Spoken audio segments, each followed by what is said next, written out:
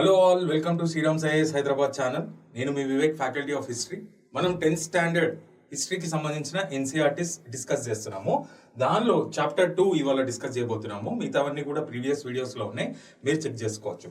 ఈ చాప్టర్ 2 మనం చూసినట్టయితే దీనిలో మనకు కనిపించే థీమ్ ఏంటి అంటే నేషనలిజం ఇన్ ఇండియా. అసలు ఏ టైం పీరియడ్ లో ఈ నేషనలిజం అనేది స్ట్రెంత్ అయింది అనేది ఎలాబరేట్ గా డిస్కస్ చేయడం జరిగింది. అయితే దీనికి సంబంధించిన టాపిక్స్ ప్రీవియస్ క్లాసెస్ లో చాలా ఎలాబరేట్ గా చాలా రిఫరెన్సెస్ వచ్చినప్పుడు చాలా చేయడం జరిగింది. ఓకే, మీరు ఒకసారి ప్రీవియస్ వీడియోస్ చూసినట్టయితే మీకు అన్ని ఫ్యాక్ట్స్ తో సహా, బ్యాక్గ్రౌండ్స్ తో సహా అంత ఇన్ఫర్మేషన్ ఉంటుంది. ఒకసారి బ్రీఫ్ గా ఈ చాప్టర్ లో ఏమేమి డిస్కస్ చేశారు అనేది చూద్దాం. మనం ఏమైనా మిస్ అయిపోతే అది ఆ టాపిక్స్ మనము ఈ క్లాస్ లో మనం డిస్కస్ చేద్దాం. ఒకసారి మనం బ్రీఫ్ గా వెళ్ళిపోదాము. దీనిలో డిస్కషన్ మనం చూసినట్టయితే నేషనలిజం ఇన్ ఇండియా ఇది ఏ టైం పీరియడ్ లో బాగా స్ట్రెంథెన్ అయింది అంటే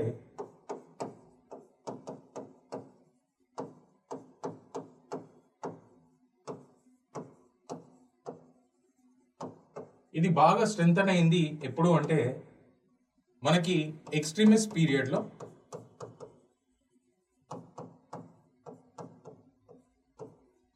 స్వదేశీ మూవ్మెంట్ అనేది తీసుకుని రావడం జరిగింది. దాని తర్వాత వరల్డ్ వార్ 1 అయిపోయినాక మనకి నేషనలిజం అనేది మళ్ళా స్ట్రెంథెన్ అవ్వడం జరిగింది. And home rule movement also played an instrumental role in this అని చెప్పుకోవాలి.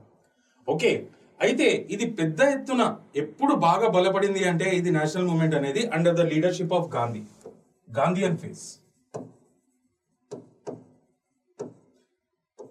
గాంధీయన్ ఫేజ్ మనం చూసినట్టయితే 3 మేజర్ మూవ్మెంట్స్ వర్ taken up under his leadership. ఇది ఆల్రెడీ మనం డిస్కస్ చేసాం. దీనికి సంబంధించిన కూడా ఫ్యాక్ట్స్ మనకి ప్రీవియస్ వీడియోస్ లో దొరుకుతాయి. అదే మళ్ళీ ఒకసారి ఇక్కడ రావడం జరిగింది. ఇంతకుముందు రిఫరెన్సెస్ లాగా వచ్చింది, నేను ఎలాబరేట్ గా డిస్కస్ చేయడం జరిగింది అనమాట. మీరు ఆ ప్రీవియస్ వీడియోస్ చూసినట్టయితే దానికి సంబంధించిన ఇన్ఫర్మేషన్ అంతా కూడా మీకు దొరుకుతుంది. అయితే ఇక్కడ గాంధీయన్ ఫేజ్ మనం చూసినట్టయితే 3 major mass movements: non cooperation movement,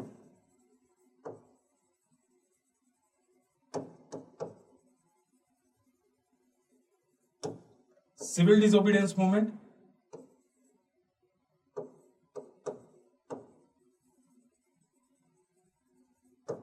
and quit India movements అనేవి జరగడం జరిగింది.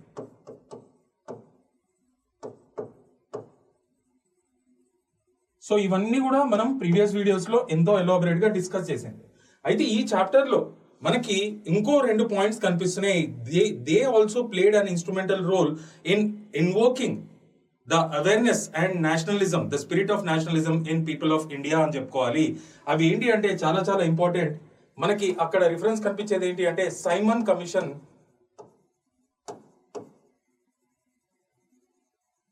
ఎస్టాబ్లిష్ చేయడం అండ్ దానికి వ్యతిరేకంగా యాంటీ సైమన్ కమిషన్ అజిటేషన్ అనేది తీసుకుని రావడం జరిగింది. That also played an instrumental role in nationalism in India అని చెప్పుకోవాలి. అయితే ఇక్కడ ఇంకో విషయం మనం ఏం చదువుకోవాలి అంటే Lahore session of Indian National Congress 1929, Simon commission ఏమో 1927-28. ఇవి రెండు కూడా నేషనలిజం ని స్ప్రెడ్ చేయడానికి ఎంతో అద్భుతమైన రోల్ ప్లే చేయడం జరిగింది. సో ఈ పాయింట్స్ ఈ టాపిక్స్ ఏవైతే ఉన్నాయో ఆల్రెడీ మనం ఎలాబరేట్ గా డిస్కస్ చేయడం జరిగింది ప్రీవియస్ క్లాసెస్ లో. దానికి సంబంధించిన ఇన్ఫర్మేషన్ అంతా అవైలబుల్ ఉంది, చూసుకోండి వీడియోస్. సో ఇది ఇక్కడ మనము పర్టికులర్ గా ఏం డిస్కస్ చేయబోతున్నాం అంటే అసలు సైమన్ కమిషన్ ఏంటి, దానికి వ్యతిరేకంగా అజిటేషన్ ఎందుకు స్టార్ట్ చేయడం జరిగింది, సైమన్ తన రిపోర్ట్ లో ఏం చెప్పడం జరిగింది అనేది మనం చూద్దాం. దాని తర్వాత Lahore session of Indian National Congress ఎందుకు హిస్టారికల్ సెషన్ గా కన్సిడర్ చేయడం జరిగింది అనేది కూడా మనము ఇవాళ నేర్చుకుందాం. సో నేను ఇంకో స్లైడ్ తీసుకుంటాను ఇక్కడ to explain these 2 topics. Let me start my discussion with Simon commission.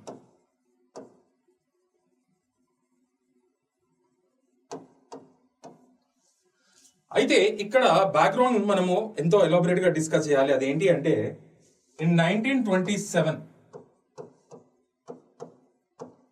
British government ఏం చేసింది అంటే ఇట్ ఎస్టాబ్లిష్డ్ 2 కమిషన్స్.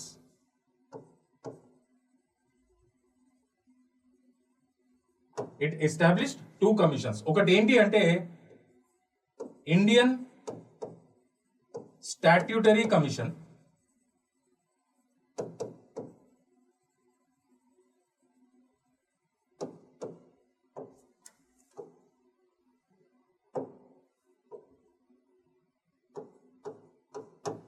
ఇంకో కమిషన్ ఏంటి అంటే centre states commission. Once again, I am explaining it to you. The British government in the year 1927, it established 2 commissions. Indian Statutory Commission is one commission and the other commission is Center States Commission. అయితే ఇక్కడ this commission, Indian Statutory Commission, was headed by Simon and this is popularly called as Simon Commission. And this commission was headed by Butler and it is popularly called as Butler Commission. అయితే ఈ Butler commission కానీ centre states commission కానీ ఎందుకు establish చేయడం జరిగింది అంటే to make recommendations on the relationship between centre and states. ఏ విధంగా ఉండాలి, ఏ విధంగా మార్పులు తీసుకుని రావాలంటే సెంటర్ అండ్ ప్రావిన్సెస్ మధ్యలో ఏ విధంగా ఉండాలి, ఒక లిస్ట్ అనేది అంటే సెంట్రల్ లిస్ట్ ఏ విధంగా ఉండాలి, స్టేట్ లిస్ట్ ఏ విధంగా ఉండాలి, కాంకరెంట్ లిస్ట్ ఏ విధంగా ఉండాలి అనేది దానిపైన ఫోకస్ చేస్తూ రికమెండేషన్స్ ఇవ్వండి అని చెప్పి ఎస్టాబ్లిష్ చేయడం జరిగింది. సరే, ఇది పక్కన పెడితే Indian statutory commission it was headed by Simon and this is popularly called as Simon commission. ఇది ఏంటి అంటే మనందరికీ తెలిసింది అప్పటి వరకు లెజిస్లేషన్ ఏం సర్వ్ చేస్తుంది అంటే 1919 గవర్నమెంట్ ఆఫ్ ఇండియా యాక్ట్. దీన్నే మనము మాంటెక్ కెమ్స్ఫోర్డ్ రిఫార్మ్స్ అని కూడా పిలుస్తాం.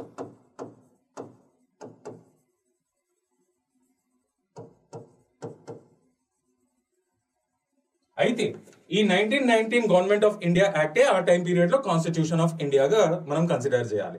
దాని ముందు 1909. ఓకే, ఇవన్నీ కూడా లెజిస్లేషన్స్ అన్నమాట. They themselves served as the fundamental legislation of the country British ఇండియాకి. అయితే ఇక్కడ 1919 గవర్నమెంట్ ఆఫ్ ఇండియా యాక్ట్, ఇది మాంటెక్ కెమ్స్ఫోర్డ్ రిఫార్మ్స్ అని కూడా పిలుస్తారు దీన్ని.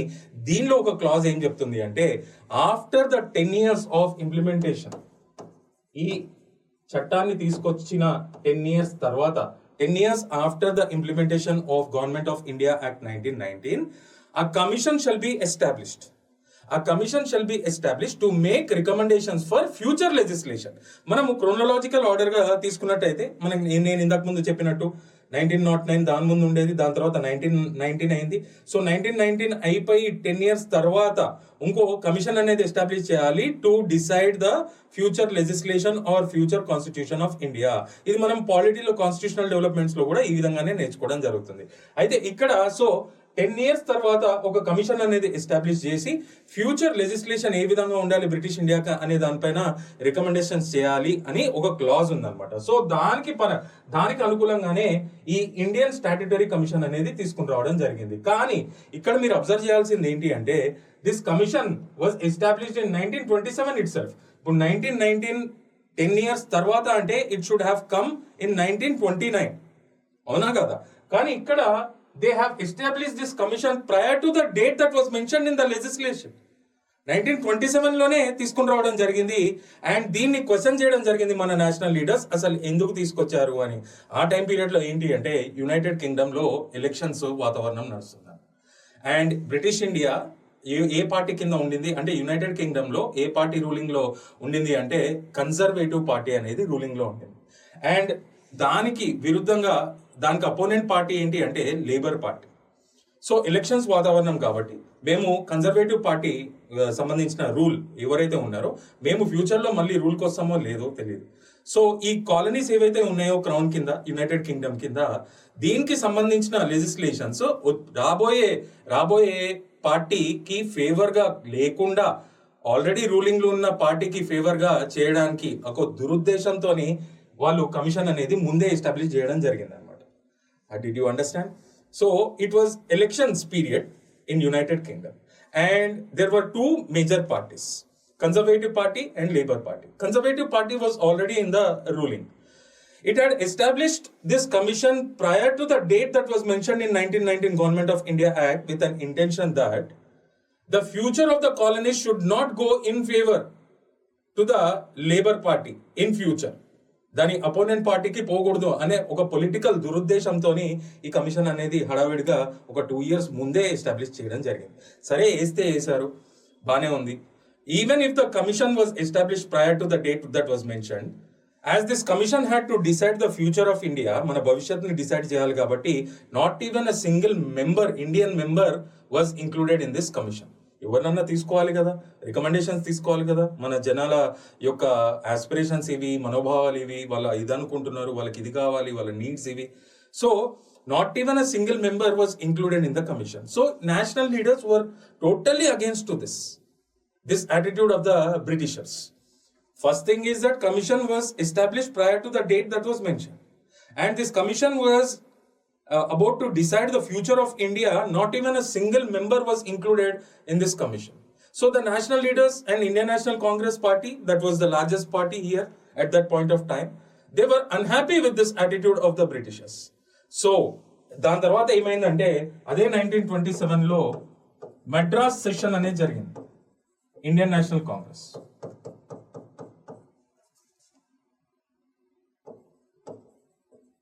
మద్రాస్ సెషన్ లో అక్కడ ఒక తీర్మానం పెట్టడం జరిగింది.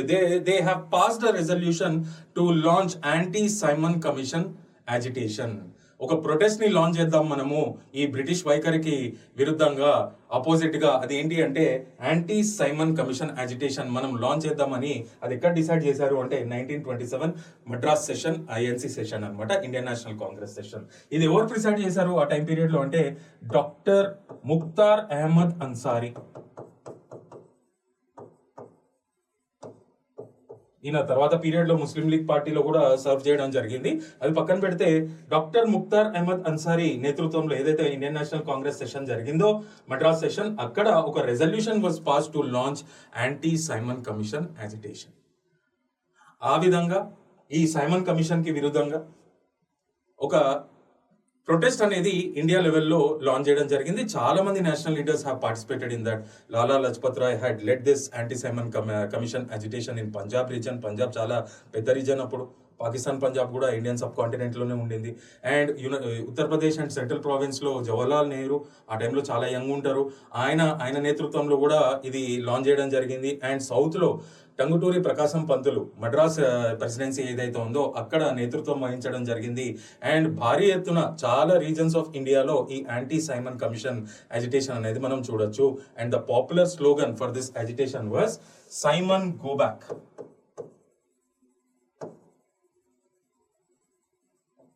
This was the slogan for the agitation. మరి ఇది ఎవరు కాయిన్ చేశారు అంటే నేను ప్రీవియస్ క్లాస్ లో కూడా చెప్పాను. యూసఫ్ మెహరాలీ అనే మనిషి క్విట్ ఇండియా అనే స్లోగన్ ని డిజైన్ చేయడం అంటే కాయిన్ చేయడం జరిగింది. ద సేమ్ పర్సనాలిటీ ఈ coin this slogan Simon go back. Simon go back ఇక్కడ రాస్తున్నాను, సైమన్ గో బ్యాక్. సో ఇది ఎవరు కాయిన్ చేశారు అంటే Yusuf మెహరాలీ. So he was the person who coined this slogan, Simon Go Back. And manaki Indian subcontinent lo different parts of the country, we can see the agitation led by many national leaders with a popular slogan, common slogan, Simon Go Back. And దీనిలో unfortunate గా ఏం జరిగింది అంటే Lala Lajpat Rai was beaten to death. ఒక police lathi charge లో ఆయన చనిపోవడం జరిగింది. దానికి రెస్పాన్సిబుల్ ఉన్న మనిషి మనకి స్కాట్, పోలీస్ అఫీషియల్ ఎవరైతే రెస్పాన్సిబుల్లో స్కాట్. తర్వాత మన ఇండియన్ రెవల్యూషనరీస్ మనకి చంద్రశేఖర్ ఆజాద్ కానీ, భగత్ సింగ్ కానీ, రాజ్గురు కానీ, సుఖ్దేవ్ కానీ, వీళ్ళకి ఈయనని ఎంతో రెస్పెక్ట్ చేసేవాళ్ళు. ఎవరినంటే లాలా లజపత్ రాయ్ని. సో ఆయన చనిపోవడం జరిగింది కాబట్టి they wanted to take revenge. ఎవరు ఈ రెవల్యూషనరీస్ అందరూ కూడా స్కాట్ని చంపేద్దాం అనుకుంటారు కానీ సాండర్స్ని చంపేస్తారు. మనకు ఆ టాపిక్ వచ్చినప్పుడు నేను మీకు ఎలాబరేట్ గా డిస్కస్ చేస్తాను. సో లాలా లజపత్ రాయ్ చనిపోయే ముందు ఆయన చెప్పిన గొప్ప మాటలు ఏంటి అంటే ఎంతో బాధతోని, ఎంతో దీంతోని చెప్పడం జరిగింది. ఏంటి అంటే every blow on my body, ప్రతి ఒక్క దెబ్బ ఏదైతే పడుతుందో నా బాడీ పైన, every blow on my body will turn in to a nail to the British coffin in India. British ఒక సమాధికి దారి తీస్తుంది అని చెప్పి కూడా చెప్పడం జరిగింది. అది నిజమైంది అనమాట. సో లాలా లజపత్ రాయ్ ఈ సైమన్ ఆ అజిటేషన్ లో ఈ సైమన్ కమిషన్ కి సంబంధించిన అజిటేషన్ లో చనిపోవడం జరిగింది. అండ్ ఇవన్నీ అజిటేషన్స్ ఈ విధంగా జరుగుతున్నప్పుడు సైమన్ కమిషన్ అనేది రిపోర్ట్ అనేది గవర్నమెంట్ కి సబ్మిట్ చేయడం జరిగింది. అయితే దానిలో ఏం చెప్పడం జరిగిందంటే ఈ సైమన్ కమిషన్ డయార్కీ సిస్టమ్ ఏదైతే ఉందో మనం ప్రీవియస్ క్లాస్ లో ఆల్రెడీ డిస్కస్ చేసాం. Dyarchy reflects in the racial discrimination. And ఆ డయార్కీ ప్రకారంగా పోర్ట్ఫోలియోస్ అనేది ప్రొవిన్షియల్ లెజిస్లేచర్స్ లో 2 రకాలుగా కేటగరైజ్ చేయడం జరిగింది అనమాట. Reserved list and transferred list. ఈ రిజర్వ్డ్ లిస్ట్ ఏంటి అంటే యూరోపియన్స్ కి ఇచ్చేవాళ్ళు అండ్ కీ పోర్ట్ఫోలియోస్ ఉండేవి. అండ్ ట్రాన్స్ఫర్డ్ లిస్ట్ ఏంటి అంటే ఇండియన్ మినిస్టర్స్ కి ఇచ్చేవాళ్ళు. అందులో పెద్ద అంత క్రూషియల్ పోర్ట్ఫోలియోస్ ఉండేవి కావు. అండ్ ఒకవేళ నో కాన్ఫిడెన్స్ మోషన్ పాస్ అయినట్టయితే ఎవరైతే ఇండియన్ మినిస్టర్స్ ఉన్నారో దే హ్యాడ్ టు రిజైన్. మరి what about these people? They are also ministers. మనకు నో కాన్ఫిడెన్స్ మోషన్ వచ్చినప్పుడు all the ministers have to sail together or sink together. మనకు అందరికీ తెలిసిందే పాలిటీలో లెజిస్లేటివ్ ప్రొసీజర్స్ లో పార్లమెంటరీ ప్రొసీజర్స్ లో మనం నేర్చుకుంటాం. సో ఆ విధంగా లేదు. So it reflected in the racial discrimination. So ఈ సైమన్ కమిషన్ ఏం చెప్పింది అంటే dyarchies should be abolished in the provincial legislatures. And ఈ ప్రావిన్సెస్ ని ఇంకా ఈ ప్రావిన్సెస్ కి అటానమీ పెంచండి అని కూడా చెప్పడం జరిగింది. అండ్ అంతేకాకుండా సింధ్ ని ఒక సపరేట్ ప్రావిన్స్ లాగా క్రియేట్ చేయమని కూడా చెప్పడం జరిగింది. అండ్ అంతేకాకుండా మోస్ట్ కాంట్రవర్షియల్ ఏంటి అంటే సపరేట్ ఎలక్టరేట్స్ అనేవి అప్పటిదాకా ముస్లిమ్స్ కి ఉండేవి వేరే కమ్యూనిటీస్ కి కూడా ఎక్స్టెండ్ అవ్వాలనుకుంటా ఒక రికమెండేషన్ అనేది పెట్టడం జరిగింది. సో వీళ్ళు 1927 లో ఈ కమిషన్ ఎస్టాబ్లిష్ చేయడం జరిగింది. 1928 లో రిపోర్ట్ అనేది సబ్మిట్ చేయడం జరిగింది. This is all about Simon commission. And ఈ యాంటీ సైమన్ కమిషన్ అజిటేషన్ ఏదైతే ఉందో ఇంకా ఇండియన్స్ లో ఒక నేషనలిజం అనే స్పిరిట్ ని ఎక్కువ చేయడం జరిగింది. So it played an instrumental role in strengthening the nationalism spirit in Indians. So అందుకనే నేను ఈ టాపిక్ డిస్కస్ చేయడం జరిగింది. నెక్స్ట్ మనము డిస్కస్ చేయాల్సింది ఏంటి అంటే Lahore session of Indian National Congress.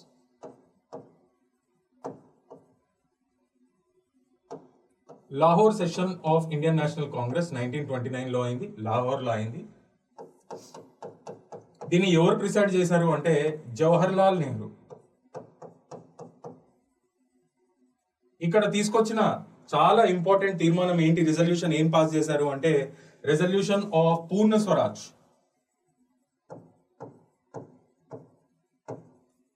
అంటే కంప్లీట్ ఇండిపెండెన్స్ కావాలి మాకు. ఇప్పుడు డొమినియన్ స్టేటస్ కాదు, స్వరాజ్ సెల్ఫ్ రూల్ కాదు, కంప్లీట్ ఇండిపెండెన్స్ కావాలి. ఏదైనా by hook are crook our intention is only to become independent. That's it. So Purna Swaraj resolution pass అవ్వడం జరిగింది కాబట్టి దీన్ని ఒక historic session of Indian National Congress గా మనం కన్సిడర్ చేయాలి. And the objective now of Indian National Congress, ఎందుకంటే మోడరేట్ పీరియడ్ లో objective was to achieve dominion status, మనకి ఎక్స్ట్రీమిస్ట్ పీరియడ్ లో the objective was to achieve swaraj అంటే సెల్ఫ్ రూల్. ఇక్కడికి వచ్చే వరకు Lahore session had played an instrumental role. అంటే ఇది ఒక మైలురాయి అని చెప్పుకోవచ్చు. Now the objective of Indian National Congress became complete independence, that is to achieve complete independence, Purna Swaraj. And ఇక్కడ they have decided to welcome the new year. December 31st రోజున new year ని ఏ విధంగా వెల్కమ్ చేశారు అంటే by taking an independence pledge. ఇది ఎక్కడ జరిగింది అంటే on the banks of river Ravi. And Indian tri coloured flag కూడా హాయిస్ చేయడం జరిగింది. దట్ వాస్ డిజైన్డ్ బై మన తెలుగు పర్సనాలిటీయే, ఎంతో గొప్ప personality, Pingali Venkaiah. So the new year day was welcomed in the midnight 12 of December 31, and the leaders were seen taking a independence pledge. The tricolored flag was also hoisted on the banks of river Ravi, which was designed by a Telugu personality, Pingali Venkaya, upon the suggestion or advice given by Mahatma Gandhi. ఆయన request చేయడంతో ఈయన design చేయడం జరిగింది. ఆయన గాంధీ ఐడియాలజీతో ఎంతో గొప్పగా inspire అయిన మనిషి మన తెలుగు పర్సనాలిటీ పింగళి వెంకయ్య. ఇంకేం డిసైడ్ చేశారు అంటే 26th January 1930ని మనం ఇండిపెండెన్స్ డే గా సెలబ్రేట్ చేసుకుందామని కూడా డిసైడ్ చేయడం జరిగింది. ఇది ఏంటంటే this has nothing to do with the independence, actual independence. కానీ వై దే హ్యావ్ డిసైడెడ్, ఇది ఎందుకు డిసైడ్ చేశారు అంటే to bring a psychological pressure, అంటే ఒక మారల్ ప్రెషర్ బిల్డప్ చేద్దాం బ్రిటిషర్స్ మైండ్ లో అని చెప్పి ఆ ఉద్దేశంతో తీసుకుని రావడం జరిగింది అనమాట. So the leaders have decided to celebrate 26th January 1930 as the independence day, only with an intention to build a psychological are moral pressure on the Britishers. And hence దీనికి అందుకనే దీనికి మనకి హిస్టారికల్ ఇంపార్టెన్స్ ఉంది కాబట్టి 26 జనవరి ఏదైతే ఉందో ఆ రోజు మనం రిపబ్లిక్ డే సెలబ్రేట్ చేసుకుంటాము. బాగా గుర్తుంచుకోవాలి. సో ఇదంతా కూడా it can be trace back to Lahore session of Indian National Congress. ఇంకేం డిసైడ్ చేసుకున్నారు అంటే Congress has decided to boycott round table conferences.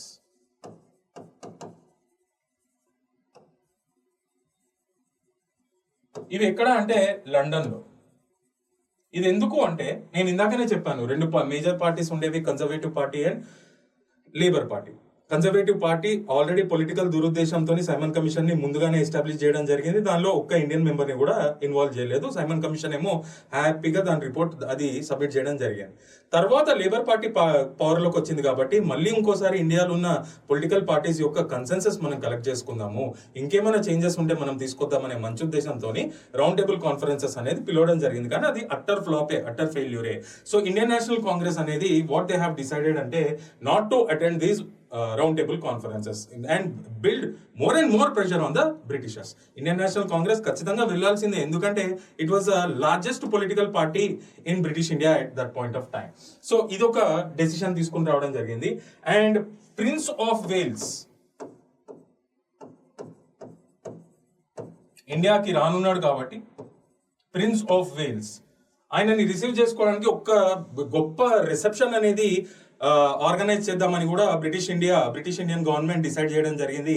And Congress has decided to boycott this reception or welcoming the Prince of Wales అనమాట. ఇది కూడా ఈ session లోనే decide చేయడం జరిగింది. అండ్ అంతేకాకుండా మనకి non cooperation movement time period చూసినట్టయితే 1920లో లాంచ్ చేయడం జరిగింది.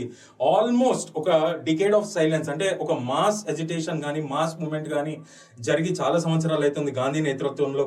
కాబట్టి గాంధీ లీడర్షిప్ లో సివిల్ డిసోబీడియన్స్ మూవ్మెంట్ అనేది లాంచ్ చేద్దామని కూడా డిసైడ్ చేయడం జరిగింది. Civil disobedience movement to be launched under the leadership of Gandhi. అయితే ఇది ఏంటి అంటే సివిల్ డిసోబీడియన్స్, ఈ కాన్సెప్ట్ ని తీసుకొచ్చిన మనిషి ఎవరు అంటే henry David థోరియో.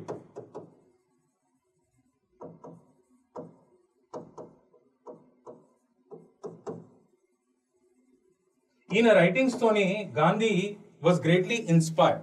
And Congress leaders కి తెలుసు ఈయన గొప్ప అభిమాని హెన్రీ డేవిడ్ థోరియో రైటింగ్స్ కి. కాబట్టి ఆయన తీసుకొచ్చిన కాన్సెప్ట్ బేస్ చేసుకునే గాంధీ నేతృత్వంలో ఒక మాస్ మూవ్మెంట్ అనేది మళ్ళీ ఒకసారి లాంచ్ చేయాలి to build a pressure on the Britishers. And this time our intention or objective is only one thing, that is to achieve complete independence. అయితే ఈ సివిల్ డిసోబీడియన్స్ ఏంటి అంటే it is disobeying unjustified civil laws. ఏవైతే తప్పుడు civil laws ఉన్నాయో దాన్ని wilful గా disobey చేయాలి. This is not applicable to criminal laws. మరి ఆ కాంగ్రెస్ లీడర్స్ ఎవరైతే ఉన్నారో ఇట్ వాజ్ లెఫ్ట్, వాళ్ళందరూ కూడా గాంధీ డెసిషన్ కి వదిలేయడం జరిగింది on what civil laws have to be disobeyed. So Mahatma Gandhi ఒక కాంగ్రెస్ వర్కింగ్ కమిటీ మీటింగ్ ఏర్పాటు చేసి కాంగ్రెస్ పెద్దలతో డిసైడ్ చేసింది ఏంటి అంటే ద సాల్ట్ లాస్ ఏవైతే ఉన్నాయో ఇండియాలో కంప్లీట్లీ అన్జస్టిఫైడ్. ఎందుకంటే మనకి సాల్ట్ రిజర్వ్స్ విపరీతంగా ఉన్నాయి, మనకి కోస్ట్ లైన్ చాలా పెద్దగా ఉంది.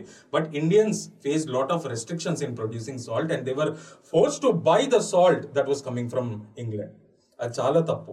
సో దీనికి విరుద్ధంగానే మనము ఈ సాల్ట్ లాస్ ఏవైతే ఉన్నాయో దీనికి విరుద్ధంగానే మనము ఒక మూవ్మెంట్ ని చేపట్టాలి అని చెప్పి డిసైడ్ అవ్వడం జరిగింది. అందుకనే దీన్ని పాపులర్ గా సాల్ట్ సత్యాగ్రహ అని కూడా పిలుస్తారు అనమాట. So this is all about 1929 Indian National Congress session that was conducted at Lahore. And ఇంతకుముందు మనం డిస్కస్ చేసిన topic anti Simon commission agitation. ఇవి రెండు కూడా నేషనలిజం ని స్ట్రెంథెన్ చేయడంలో ఎంతో గొప్ప రోల్ ప్లే చేయడం జరిగింది. So this is all discussed in this chapter. Already వేరేవి ఏవైతే ఉన్నాయో మనకి స్వదేశీ మూవ్మెంట్ కానీ నాన్ కోఆపరేషన్ మూవ్మెంట్ కానీ సివిల్ డిసోబీడియన్స్ మూవ్మెంట్ కానీ క్విట్ ఇండియా మూవ్మెంట్ ఇంతకుముందు ఉన్న చాప్టర్స్ లో ఎలాబరేట్ గా డిస్కస్ చేయడం జరిగింది. ఈ చాప్టర్స్ లో అడిషనల్ టాపిక్స్ ఏవైతే కనిపిస్తున్నాయో అంటే నేషనలిజం బాగా అవేకన్ చేయడానికి ఇన్స్ట్రుమెంటల్ రోల్ ఏవి ప్లే చేశాయంటే anti Simon commission agitation and Lahore session of Indian National Congress. So దీనిపైన ఈ చాప్టర్ డిస్కషన్ కూడా అయిపోయింది సక్సెస్ఫుల్లీ.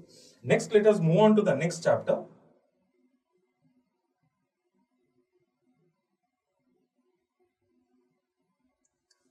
చాప్టర్ 3 మనం చూసినట్టయితే making of a global world.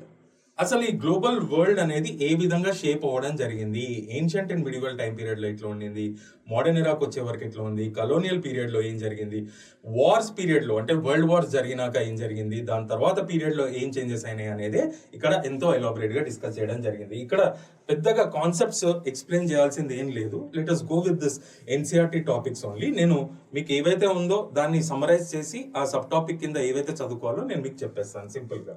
Okay, ఇక్కడ మనం చూసినట్టయితే ద ప్రీ మోడర్న్ వరల్డ్ అంటే మోడర్న్ వరల్డ్ స్టార్ట్ అవ్వక ముందు ఏముండేవి అంటే మనకి ఏన్షియంట్ కానీ మిడివల్ పీరియడ్ ఎరా కానీ. సో ఈ సబ్ టాపిక్ లో ఏం చెప్తున్నారంటే ఏన్షియంట్ అండ్ మిడివల్ అంటే పర్టికులర్ గా ఏన్షియంట్ పీరియడ్ లో కల్చరల్ అండ్ కమర్షియల్ కాంటాక్ట్స్ అనేవి స్టార్ట్ అయినాయి. ఎవరికి? ఇండియన్ సబ్ కాంటినెంట్ కి విత్ అవుట్ సైడ్ వరల్డ్. అయితే ఇండస్ వ్యాలీ సివిలైజేషన్ లో మొదలుకొని ఇవి ఏ విధంగా స్టార్ట్ అయినాయి అంటే those were the times where people use to spend lot of time in travelling for hundreds of kilometres అంటే కాలినడక ద్వారా వెళ్ళి ట్రేడింగ్ ద్వారానో లేకపోతే కమర్షియల్ యాక్టివిటీస్ ద్వారానో వేరే రీజన్స్కి వెళ్ళి అక్కడ ఇంటరాక్షన్స్ చేసేవాళ్ళు అనమాట. సో అవి ప్రిమిటివ్ స్టేజ్లో ఉండేవి ఇనిషియల్గా. తర్వాత తర్వాత తర్వాత పీరియడ్లో ఏం జరిగిందంటే మనకి మ్యారిటైమ్ రూట్స్ కూడా రావడం జరిగింది. కల్చరల్ అండ్ కమర్షియల్ కాంటాక్ట్స్ ఏవైతే ఉన్నాయో ఎంతో అద్భుతంగా ఎన్హాన్స్ అవ్వడం జరిగింది. అండ్ వాళ్ళ ఎక్స్పీరియన్సెస్ తోని వాళ్ళ లెసన్స్ తోని these people have come up with very great connectivities in the world అనమాట. అంటే ఏ విధంగా కనెక్ట్ అవ్వాలి, ఏ విధమైన ఎక్స్చేంజెస్ ఉండాలి అనేది కూడా మనకి చూపించడం జరిగింది. అదే మనకి ఈ సబ్ టాపిక్ లో కనిపిస్తుంది. నెక్స్ట్ ఇక్కడ సిల్క్ రూట్ గురించి మనకి ప్రస్తావన వస్తుంది. ఈ సిల్క్ రూట్ ఏంటి అంటే this was a trade route from where silk was sent to European countries from Central Asia. And మనకి ఇక్కడ ఇండియన్ కాటన్ కి ఎంతైతే డిమాండ్ ఉందో యూరోపియన్ కంట్రీస్ లో కానీ ఇంటర్నేషనల్ మార్కెట్ లో కానీ చైనా నుండి వచ్చే సిల్క్ పైన కూడా అంతే డిమాండ్ ఉండేది. So this silk route connected Asia with Africa and Europe. So that was the silk route.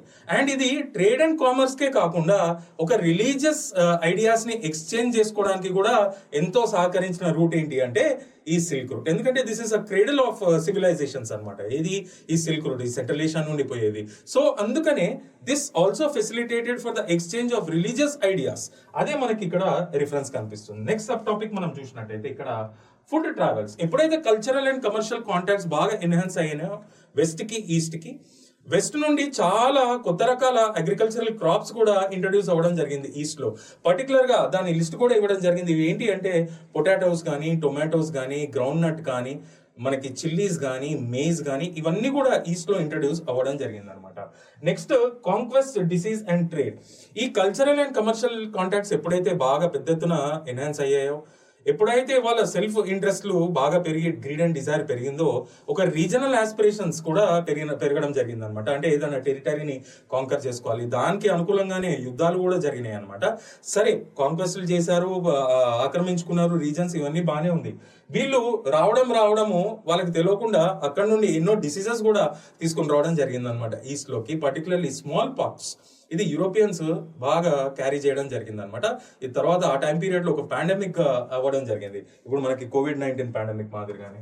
అయితే ఇక్కడ నెక్స్ట్ ఇక్కడ మనకి ఇంకేం కనిపిస్తుంది అంటే 19th సెంచరీ ఈ వరల్డ్ ఎకానమీ అనేది ఏ విధంగా షేప్ అప్ అయింది అంటే because of the new geographical explorations. మనకి ఇండియాకి న్యూ సీ రూట్ కనుక్కోవడము, లేకపోతే యాక్సిడెంటల్లీ అమెరికాకి ఈ సీ రూట్ కనుక్కోవడము, కొత్త జాగ్రఫికల్ టెరిటరీస్ కి దారి తీయడం జరిగింది అనమాట ఈ జర్నీలో.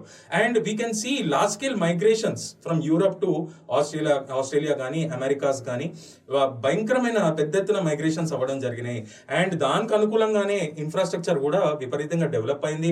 అండ్ సైన్స్ అండ్ టెక్నాలజీ దాని యొక్క అడ్వాన్స్మెంట్స్ కూడా మనం ఈ రీజన్స్ లో చూడొచ్చు అనమాట.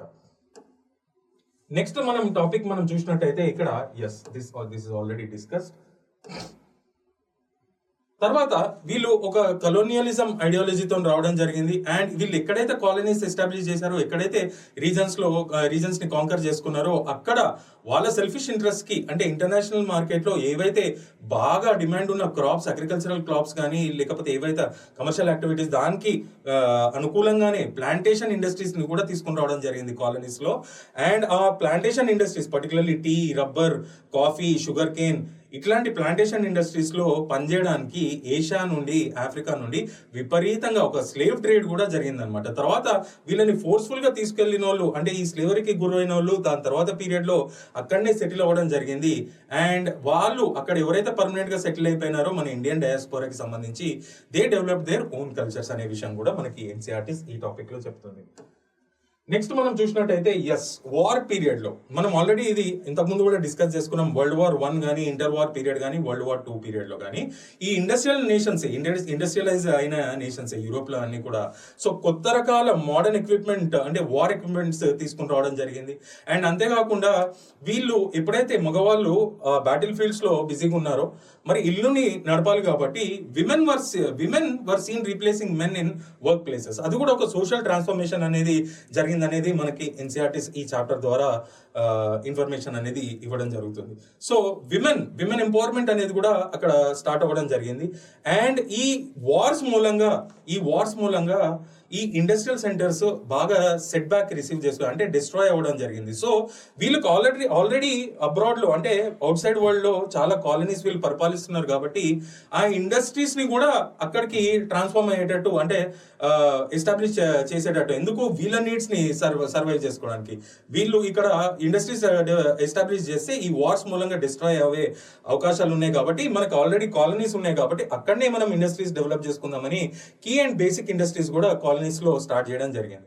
ఈ వార్స్ మూలంగా ఏం జరిగింది, యూరోప్ లో అంతా చెల్లాచెదరు అయిపోయి చరిత్ర అంతా ఏం జరిగిందంటే భయంకరమైన వార్ ఎక్స్పెండిచర్ చేయడం జరిగింది అనమాట. చాలా nations it led to economic crisis. And మొత్తం మీద చూసుకున్నట్టయితే ఈ ఇంటర్ వార్ పీరియడ్ లో 1929 లో ఏం జరిగిందంటే గ్రేట్ ఎకనామిక్ డిప్రెషన్ అనేది స్టార్ట్ అవ్వడం జరిగింది అనమాట. ఎకనామిక్ అంటే ఇది ఒక విపరీతమైన ఇంపాక్ట్స్ ప్రతి నేషన్ ఎకానమీ పైన చూపించడం జరిగింది. India also got impacted to that. అదే మనకి ఈ ఇన్ఫర్మేషన్ లో దొరుకుతుంది. ఎప్పుడైతే అందుకనే World War II ఎప్పుడైతే అయిపోవడం జరిగిందో అందరూ హెడ్స్ ఆఫ్ ద కంట్రీస్ ఎవరైతే allied nations particularly who played an instrumental role in winning this World War II వాళ్ళ రికమెండేషన్స్ పరంగానే మొత్తం వరల్డ్ ఎకానమీని మళ్ళా రీస్ట్రక్చర్ చేయాలి, గ్లోబల్ పీస్ అండ్ సెక్యూరిటీని రిస్టోర్ చేయాలి అనే ఉద్దేశంతో బ్రెటన్ వుడ్స్ కాన్ఫరెన్స్ అనేది కూడా కండక్ట్ చేయడం జరిగింది. దాని అవుట్కమ్ ఏంటి అంటే General Agreement on Trade and Tariff, GATT అని పిలుస్తాం. Now that organization is replaced with WTO, World Trade Organization. ఇది ఎందుకంటే కంట్రీకి మధ్యలో ట్రేడ్ బ్యారియర్స్ ని మాక్సిమం ఎక్స్టెంట్ కి రెడ్యూస్ చేయాలనే ఉద్దేశం. అంటే వరల్డ్ ట్రేడ్ అంతా కూడా ఒక స్మూత్ గా జరగాలి. అండ్ ఇంటర్నేషనల్ మానిటరీ ఫండ్ కూడా దీని అవుట్కమే. అది ఎందుకు ఎస్టాబ్లిష్ చేశారు అంటే ఎక్స్చేంజ్ రేట్స్ లో కూడా స్మూత్ ఉండాలి, ట్రేడ్ బ్యారియర్స్ కాదు, ఎక్స్చేంజ్ రేట్స్ ఆఫ్ కరెన్సీస్ లో కూడా స్మూత్ గా జరగాలనే ఉద్దేశంతో తీసుకుని రావడం జరిగింది. ఇంకో ఆర్గనైజేషన్ ఏంటి అంటే international bank for reconstruction and development. ఇదే లేటర్ పీరియడ్ లో దీంతో పాటు మరిన్ని ఆర్గనైజేషన్స్ యాడ్ అయ్యి వరల్డ్ బ్యాంక్ గ్రూప్ గా ఎమర్జ్ అవ్వడం జరిగింది. ఈ international bank for reconstruction development ద్వారా ఏవైతే థర్డ్ వరల్డ్ కంట్రీస్ అంటే న్యూలీ డెవలపింగ్ నేషన్స్ ఏవైతే ఉన్నాయో అక్కడ సోషో ఎకనామిక్ ప్రాజెక్ట్స్ చేపట్టడానికి ఫండ్స్ సేకరించడానికి ఈ ఆర్గనైజేషన్ అనేది, ఫండ్స్ ఇవ్వడానికి ఈ ఆర్గనైజేషన్ అనేది తీసుకుని రావడం జరిగింది అనమాట. అండ్ World War II తర్వాత ఇంకో చేంజ్ మనము గ్లోబల్ షేపింగ్ ఆఫ్ గ్లోబల్ ఎకానమీలో మనం ఇంకోటి ఏం చూడొచ్చు అంటే ఇండిపెండెన్స్ ఇవ్వడం జరిగింది చాలా కాలనీస్ కి, డీకాలనైజేషన్ అనేది ఎండ్ అవ్వడం జరిగింది అనమాట. సో ఇవే టాపిక్స్ మనకి ఈ చాప్టర్ లో కనిపిస్తున్నాయి. So we are done with the discussion of the chapter 3 also. Now let us move on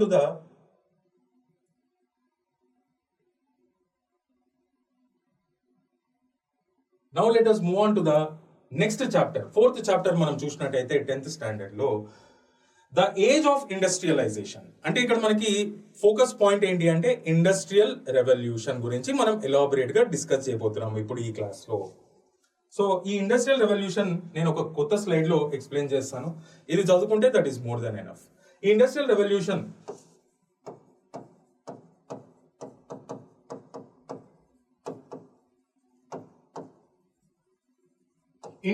revolution అంటే ఏంటి? ఇండస్ట్రియల్ సెక్టర్ లో విపరీతమైన రెవల్యూషన్ అంటే ప్రొడక్షన్ అనేది చాలా ఫోల్డ్స్ ఇంక్రీజ్ అవ్వడం, ర్యాపిడ్ రెవల్యూషన్ అనమాట. దాన్ని మనం ఇండస్ట్రియల్ రెవల్యూషన్ అని పిలుచుకోవాలి. ఇది మోడర్న్ ఎరాలో వచ్చినప్పటికైతే ఇది ఎక్కడ స్టార్ట్ అయింది ఫర్ ద ఫస్ట్ టైం అంటే ఇంగ్లాండ్. టైం పీరియడ్ వచ్చి 1750 to 1850 విపరీతంగా ఇండస్ట్రియల్ రెవల్యూషన్ జరిగిందనమాట. ఇది ఇంగ్లాండ్ లో స్టార్ట్ అయ్యి తర్వాత ఏ కంట్రీస్ కి స్ప్రెడ్ అయిందంటే ఫ్రాన్స్, రష్యా, జర్మనీ, దాని తర్వాత Japan. Japan is the first Asian country to get industrialised in the modern world అని కూడా చెప్పొచ్చు. సో ఈ ఇండస్ట్రియల్ రెవల్యూషన్ అనేది ఇనిషియల్ గా స్టార్ట్ అయింది ఇంగ్లాండ్ లో. దాని తర్వాత it got spreaded to several other nations. Japan is the first Asian nation to get industrialised. And there was increase in the production many times, rapid increase in the production many times. అయితే ఇక్కడ industrial revolution ముందు society ఏ విధంగా ఉంది, industrial revolution తర్వాత society ఏ విధంగా change అయింది అనేది మనం ఒక బేసిక్ ఐడియా మనం ఇక్కడ తెచ్చుకుందాం. సో ప్రీ ఇండస్ట్రియల్ రెవల్యూషన్ అని రాస్తాను ఇక్కడేమో పోస్ట్ ఇండస్ట్రియల్ రెవల్యూషన్ సొసైటీ ఏ విధంగా చేంజ్ అయింది. సో ఇక్కడ ప్రీ ఇండస్ట్రియల్ రెవల్యూషన్ మనం చూసినట్టయితే ఇండస్ట్రీస్ రాకముందు సెంటర్ ఫర్ ప్రొడక్షన్ ఏంటి అంటే రూరల్ ఏరియాస్. మరి ఇండస్ట్రీస్ వచ్చినాక సెంటర్ ఫర్ ప్రొడక్షన్ ఏది అయింది అంటే అర్బన్ ఏరియాస్. చూడండి షిఫ్ట్. మరి ఇండస్ట్రియల్ రెవల్యూషన్ రాకముందు ఫ్యాక్టరీస్ ఏ విధంగా ఉండే అంటే basic cottage industries. Industrial revolution వచ్చినాక లార్జ్ స్కేల్ ఇండస్ట్రీస్ అనేది రావడం జరిగింది. చూడండి ఎంత డిఫరెన్స్.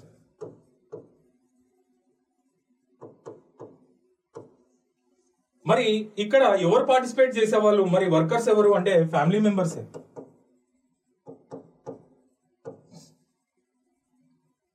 మరి ఇక్కడ మనకి క్యాపిటలిస్ట్ అండ్ ఇండస్ట్రియల్ వర్కర్స్ ని చూడొచ్చు.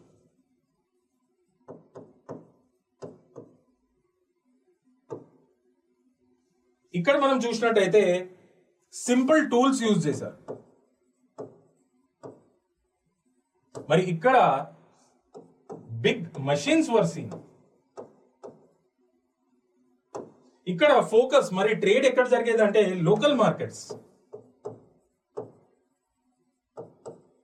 మరి ఇక్కడికి వచ్చేటప్పటికి నేషనల్ అండ్ ఇంటర్నేషనల్ మార్కెట్స్ కి షిఫ్ట్ అయ్యారు. చూడండి ఎంత డిఫరెన్స్. సో ఇండస్ట్రియల్ రెవల్యూషన్ అంటే enhancement in the industrial production, a rapid revolution in the industrial production, and it started for the first time in England in modern era. This is the time period 1750 to 1850.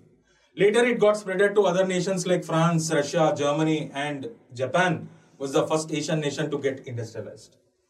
In pre-industrial revolution, the center for production was rural area, where we find basic cottage industries. Family members participated in the production process.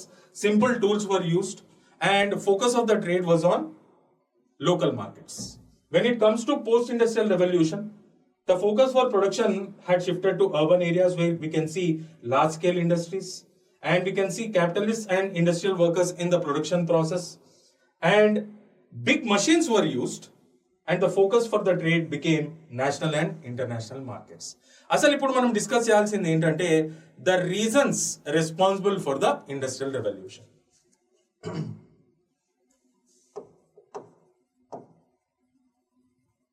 Reasons responsible for this industrial revolution మనం చూసినట్టయితే Europe లో in 15th and 16th ఏడీలో ఒక intellectual movement అనేది జరిగింది.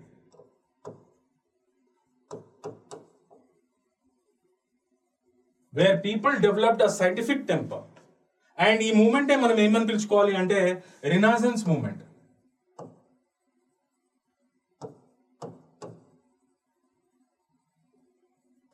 దీంతో ఏం జరిగింది అంటే science started to కమ్అట్ from the clutches of the church. ఇంతకు ముందు సైన్స్ ఏది చెప్పినా, ఏది డిస్కవర్ చేసినా, ఏది ఇన్వెంట్ చేసినా చర్చ్ యొక్క అథారిటీ ఉండే, అంటే religion played a dominant role అన్నమాట.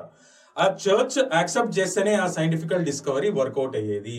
So science has suffered a lot. దాని డెవలప్మెంట్ కానీ దాని అడ్వాన్స్మెంట్ కానీ ముందున్న పీరియడ్ లో చాలా సఫర్ అవ్వడం జరిగింది అనమాట. కొంతమంది సైంటిస్టులను అయితే ఉరి తీయడం జరిగింది అనమాట. ఎందుకంటే ఈ కొన్ని క్లాషెస్ వస్తాయి సైన్స్ కి రిలీజన్ కి కొన్ని కారణాలలో. సో అంత బ్రూటల్ గా ఉండేది అనమాట సొసైటీ. ఈ ఇంటెలెక్చువల్ మూవ్మెంట్ ఎప్పుడైతే స్టార్ట్ అయిందో, ఈ రినైజెన్స్ పీరియడ్ ఎప్పుడైతే మనం చూసామో, science came out from the authority of the church and it led to advancement in the science and technology. So this gave a great boost to the industrial revolution. అయితే ఇక్కడ industries flourish కావడానికి మనకి ఏం కావాలి అంటే raw material is very very important, అవునా కదా? మనకి రా మెటీరియల్ ఎక్కడ నుండి వస్తుంది? Agriculture sector. సో ఈ ఇండస్ట్రియల్ రెవల్యూషన్ ని ప్రిసీడ్ చేసిందే అగ్రికల్చర్ రెవల్యూషన్.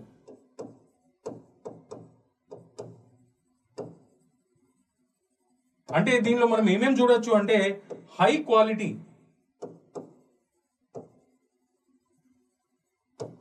సీడ్స్ కానీ ఫర్టిలైజర్స్ కానీ యూజ్ చేయడం జరిగింది. అండ్ కన్సాలిడేషన్ ఆఫ్ ల్యాండ్స్ చేయడం జరిగింది. ఎందుకంటే ల్యాండ్స్ ని విపరీతంగా కన్సాలిడేట్ చేయాలి, ఒక దగ్గరికి తీసుకుని రావాలంటే పెద్ద ఎత్తున ల్యాండ్ హోల్డింగ్స్ సైజెస్ ఉండాలి. అప్పుడే మెకనైజేషన్ ఆఫ్ అగ్రికల్చర్ కూడా సాధ్యమవుతుంది. అప్పుడే అగ్రికల్చర్ సెక్టర్ లో సర్ప్లస్ అనేది వస్తుంది. ఆ సర్ప్లస్ రా మెటీరియల్ ని ఇండస్ట్రీస్ కి పంపించవచ్చు. ఇది యాక్చువల్ లాజిక్ అన్నమాట. So mechanisation of agriculture.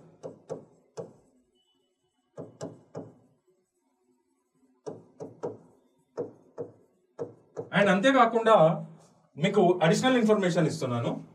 ఇది జనరలీ బుక్స్ లో మెన్షన్ చేయరు, కానీ చాలా చాలా ఇంపార్టెంట్. చార్ల్స్ టౌన్షెండ్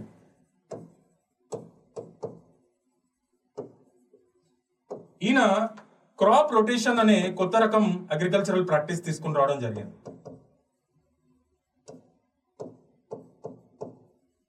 సో దాన్ని కూడా విపరీతంగా వాడడం జరిగింది. అంతేకాకుండా బేక్వెల్ అనే మనిషి ఒక scientific process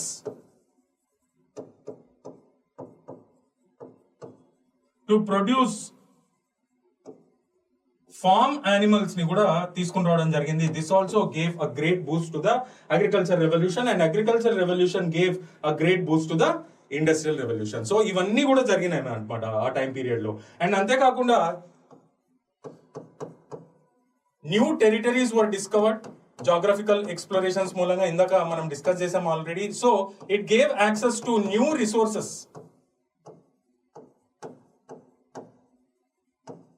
and new markets.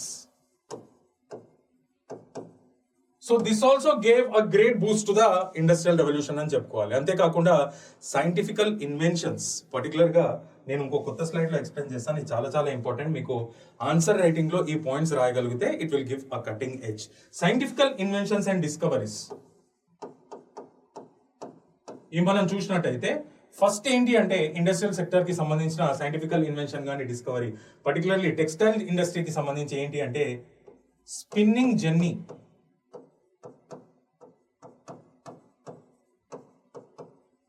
దీన్ని కనుక్కున్న మనిషి ఎవరు అంటే జేమ్స్ హర్గ్రేవ్స్.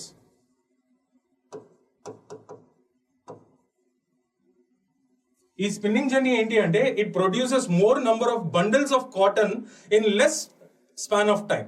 ఇంతకు ముందు అంతా చేతితోని చేసేవాళ్ళు అనమాట. సో ఒక మెషిన్ ని తీసుకుని రావడం జరిగింది. ఇట్ ప్రొడ్యూసెస్ కాటన్ బండల్సే ప్రొడ్యూస్ చేస్తుంది అనమాట in less span of time. ఇంకోటి ఏంటి అంటే పవర్ లూమ్ ని తీసుకుని రావడం జరిగింది. ఇది కనుక్కున్న మనిషి ఎవరు అంటే Edmund Cartwright.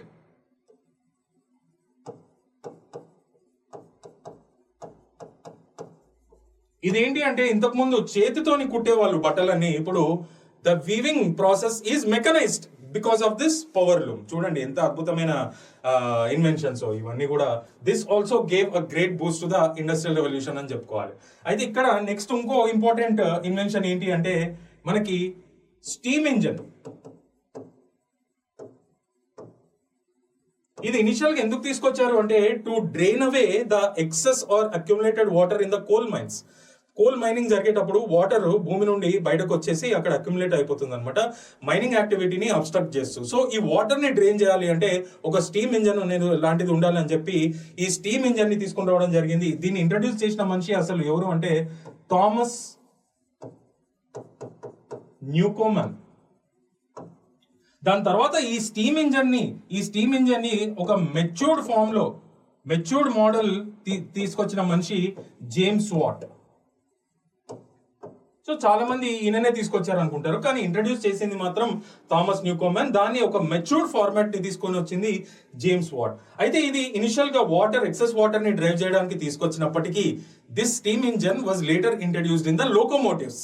So modern means of transportation కి బూస్ట్ అయింది, and that gave a boost to the industrial revolution అని చెప్పుకోవాలి. అంతేకాకుండా ఇక్కడ సేఫ్టీ ల్యాంప్స్ కూడా తీసుకుని రావడం జరిగింది. పర్టికులర్లీ ఎక్కడ అంటే కోల్ మైన్స్ లోనే చాలా మంది వర్కర్స్, అంటే చాలా డార్క్ ఉంటుంది కాబట్టి మైనింగ్ యాక్టివిటీ చేసేటప్పుడు అండర్ గ్రౌండ్ లో చాలా మంది యాక్సిడెంటల్ డెత్స్ అవుతా ఉంటాయి అనమాట. So it also obstructed the mining activity, చాలా టైం పట్టేది. సో ఒక ల్యాంప్స్ అనేవి ఉండాలి, సేఫ్టీ ల్యాంప్స్ అనేది ఉండాలనే ఉద్దేశంతో ఈ డివైస్ ని తీసుకున్న వచ్చిన మనిషి ఎవరు అంటే హంఫ్రీ డేవి. సేఫ్టీ ల్యాంప్స్ తీసుకుని రావడం జరిగింది. అండ్ తర్వాత టైం పీరియడ్ లో శామ్యూల్ మార్స్ అనే మనిషి టెలిగ్రాఫ్ ని కూడా తీసుకుని రావడం జరిగింది. దీంతోని ఈ టెలిగ్రాఫ్ తోని కమ్యూనికేషన్ అనేది కూడా ఎస్టాబ్లిష్ అవ్వడం జరిగింది బిట్వీన్ డిఫరెంట్ రీజన్స్ అని కూడా మనం చెప్పుకోవచ్చు. So all this gave a great boost to the industrial revolution. Renaissance period, Renaissance movement had given is one of the reasons. Agricultural revolution is another reason. New geographical territories were explored that have given great access to the new markets and resources. Scientific inventions have boosted the industrial revolution. And finally, ఇంకోటి ఏంటంటే availability of skilled labour కూడా Europe లో పెద్ద ఎత్తున ఉన్నారు కాబట్టి industrial revolution అనేది అక్కడ స్మూత్ గా పాసిబుల్ అయ్యింది. And skilled labour, okay.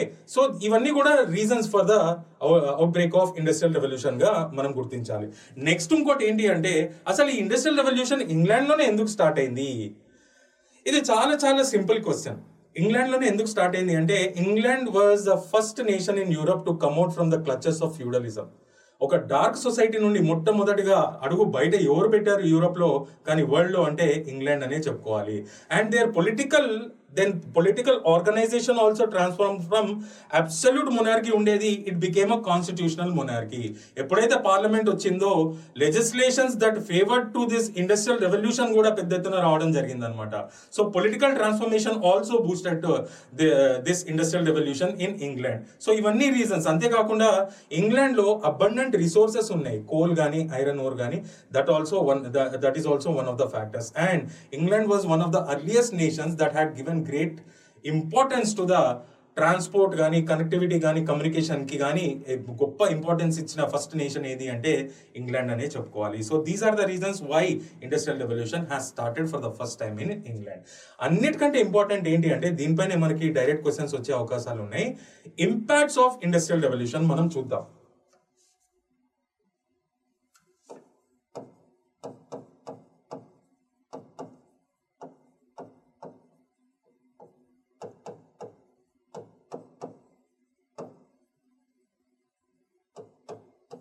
Impacts of industrial revolution పేరే చెప్తుంది. ఇండస్ట్రియల్ రెవల్యూషన్ అంటే ఏంటి? ప్రొడక్షన్ విపరీతంగా పెరగడం. సో ఫస్ట్ ది ఇంపాక్ట్ ఏంటంటే ప్రొడక్షన్ ఎన్హాన్స్డ్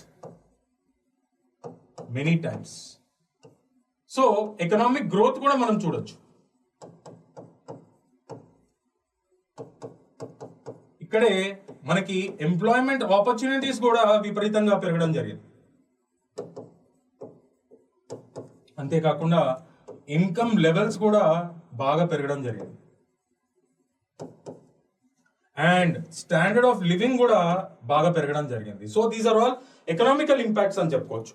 అయితే సొసైటీ ఏ విధంగా ట్రాన్స్ఫార్మ్ అయింది అంటే మనకి సొసైటీలో పర్టికులర్ గా చూసినట్టయితే 2 సోషల్ గ్రూప్స్ హ్యావ్ ఎమర్జ్డ్. అవి ఏంటి అంటే మనకి capitalist and industrial workers.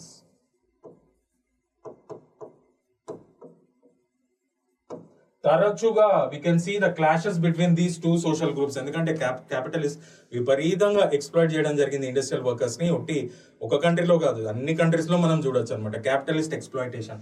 So ఈ సొసైటీకి వస్తే ఈ విధమైన ట్రాన్స్ఫర్మేషన్ జరిగింది. అయితే ఎప్పుడైతే ఈ విధమైన ఆపర్చునిటీస్ మనకు అర్బన్ ఏరియాలో బాగా కనిపిస్తా ఉన్నాయి, స్టాండర్డ్ ఆఫ్ లివింగ్ బాగా పెరిగిందో అప్పుడు ఇంకో ఎఫెక్ట్ ఏంటి అంటే రూరల్ టు అర్బన్ మైగ్రేషన్స్ కూడా విపరీతంగా పెరగడం జరిగింది. ఇది ఎప్పుడైతే అయిందో భయంకరమైన ప్రెషర్ని తీసుకుని రావడం జరిగింది అర్బన్ సెంటర్స్ పైన కానీ సిటీస్లో కానీ. వీళ్ళు ఎవరైతే మైగ్రెంట్స్ ఉన్నారో వాళ్ళని సిటీస్, అప్పుడున్న సిటీస్ అకామిడేట్ చేసుకోలేకపోయినాయి. దాని మూలంగా ఒక విపరీతమైన ప్రెషర్ అనేది బిల్డప్ అయింది. దేనిపైన అంటే ఫిజికల్ ఇన్ఫ్రాస్ట్రక్చర్ పైన, social infrastructure, particularly health accommodate చేసుకోలేకపోయింది మైగ్రెంట్స్ని, ఎడ్యుకేషన్ సెక్టర్ అకామిడేట్ చేసుకోలేకపోయింది. అయితే ఇక్కడ మనకి హౌసింగ్, పర్టికులర్లీ హౌసింగ్ కూడా అకామిడేట్ చేసుకోలేకపోయింది. దీని మూలంగా ఏం జరిగిందంటే మనకి స్లమ్స్ అనేవి ఎమర్జ్ అవ్వడం స్టార్ట్ అయినాయి. అండ్ ఈ స్లమ్స్ ఎప్పుడైతే ఎమర్జ్ అవ్వడం జరిగిందో డిసీజెస్ కూడా అవుట్ బ్రేక్ మనం చూడొచ్చు, అన్హైజీనిక్ కండిషన్స్ మనం చూడొచ్చు. అండ్ ఇక్కడ క్రైమ్ రేట్ కూడా విపరీతంగా పెరిగిపోయి లా అండ్ ఆర్డర్ క్రైసిస్ కూడా రావడం జరిగింది అనమాట. సో మంచి ఉంది, చెడు కూడా చాలా ఉన్నాయి ఇక్కడ. అండ్ ఇక్కడ మనం ఇంకోటి తెలుసుకోవాల్సింది ఏంటి అంటే మనకి విపరీతమైన ఇండస్ట్రియల్ రెవల్యూషన్ తోని పెద్ద ఎత్తున పొల్యూషన్ అనేది కూడా క్రియేట్ అవ్వడం జరిగింది. And this led to global warming and finally the climate change. So ఒక్కసారి మనము ఫాస్ట్ గా రివర్స్ చేద్దాము. ఈ ఇండస్ట్రియల్ రెవల్యూషన్ అంటే enhancement in the industrial production many times. Where it started for the first time England. What was the time period? 1750 to 1850. Pre-industrial revolution, the focus or the center of production was rural area. Later, it got shifted to urban centers.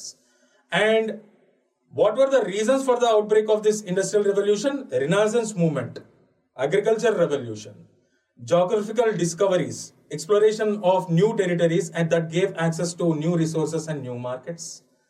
Scientific inventions like spinning jenny, power loom, safety lamp, steam engine, the telegraph, that also gave great boost to the industrial revolution. And finally, availability of skilled labor also played an instrumental role.